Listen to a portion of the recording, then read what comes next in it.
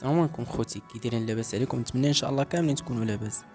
بزاف د الناس كيسولوا على المحتوى اللي كندير. غادي نلخص لكم المحتوى ديالي. هو التعريف بالمناطق اللي مستحيل يوصل لهم شي واحد عن طريق المرشدين. يا الخوت، كاينين بزاف د البلايص في المغرب حتى واحد ما كيعرفهم.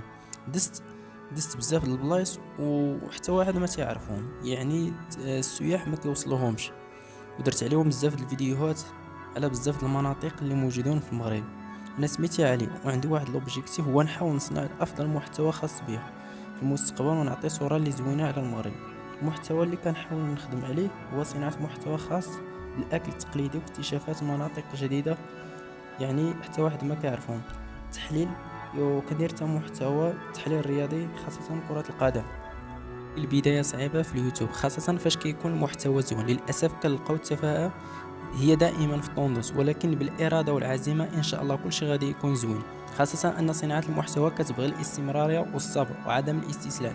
بالنسبة للسؤال كيفاش وصلت ل 2000 مشترك في ظرف وقت صغير، الجواب هو فوق ما حطيتي بزاف الفيديوهات كل ما كيتزادوا المشتركين. حاولوا تبعدوا على شراء المشتركين والشراء ديال السوايع.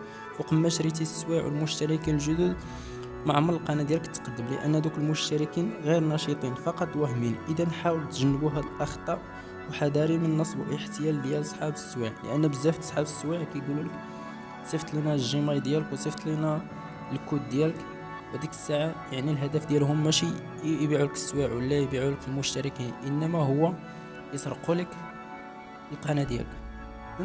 من الاحسن بعد، يعني حاول بما امكن انك تبعد على شراء ديال السوع وشراء عدد المشتركين، لان واخا توصل ديك 1000 مشترك كيكونوا يعني دوك المشتركين غير نشيطين وغير فعالين. اذا حاول تجنب هاد الاخطاء وما تطيحش في هاد الاخطاء. وبالنسبه يعني السوع حاول ما تشريهمش، لان فوق ما كتحط الفيديوهات بزاف اكيد واحد النهار غادي يصدق لك واحد لا فيديو غادي يطلع لك لاشين ديالك. اذا حذاري انكم تصيفطوا الجيمايل ديالكم لشي واحد ولا تصيفطوا الكود ليه، يعني ممكن انه يقول لك صيفط لي الجيميل ديالك نطلع لك السوايع ولا شي حاجه. ديك الساعه غادي يسرق لك القناه ديالك. وما حاول ما تطيحوش في هذا الفخ، خصوصا هذوك اللي كيبداو القنوات جداد، لان بزاف الناس مشاو لهم القناه هكا. فاش وصلت هاد 2000 مشترك، شنو السبب اللي خلاني نوصل هاد 2000 مشترك؟ بزاف الناس كانوا كينصحوني كيقولوا لي لا، خاصك انك تشري عدد المشتركين وتشري السوايع الا بغيتي تطلع لاشين ديالك، ولا يدير لك شي هاد الاشهار. لا خوتي، من الاحسن انت تطلع لاشين ديالك بوحدك وما تشري لا السوايع لا المشتركين، لان الا شريتيهم ما غاديش تحس بديك الحلاوه ديال انك خدمتي على القناه ديالك. ولا حتى الا دارك شي واحد الاشهار غدا غادي يقول لهم انا اللي درت ليه الاشهار. اللهم تخدم على راسك، واكيد الا كان مكتاب لك يعني غادي تصدق لك لاشين ديالك وغتنجح فيها، لان بفضل الله سبحانه وتعالى اولا وغادي تنجح لك. واكيد الا كنتي درتي مجهود غادي تطلع لك.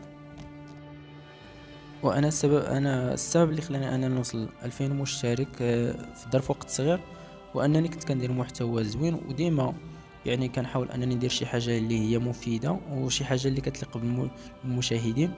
كنحاول انني نصنع محتوى اللي زوين، ونحاول ندير الخرجات انني نكتشف شي مناطق اللي زوينه وندير التحليل الرياضي. وهذا الشيء اللي خلى لاشين ديالي توصل 2000 مشترك. واللي عندي شي سؤال مرحبا يكتبوا لي في كومونتير ولا يصيفط لي في الانستغرام. ويعني اي واحد فيكم بدا لاشين ديالو بغى يدير شي محتوى اللي زوين، يحاول انه كل ما حط شي فيديو يدير شي عنوان اللي زوين، ويحاول انه يكتب شي عنوان مناسب لذاك لا فيديو اللي داير. ومرحبا بكم اي واحد اللي عنده شي سؤال، والسلام عليكم. نتمنى ان شاء الله يكون عجبكم لا فيديو تستافدوا. الا عندكم شي سؤال مرحبا نديروا عليه شي فيديو اخر.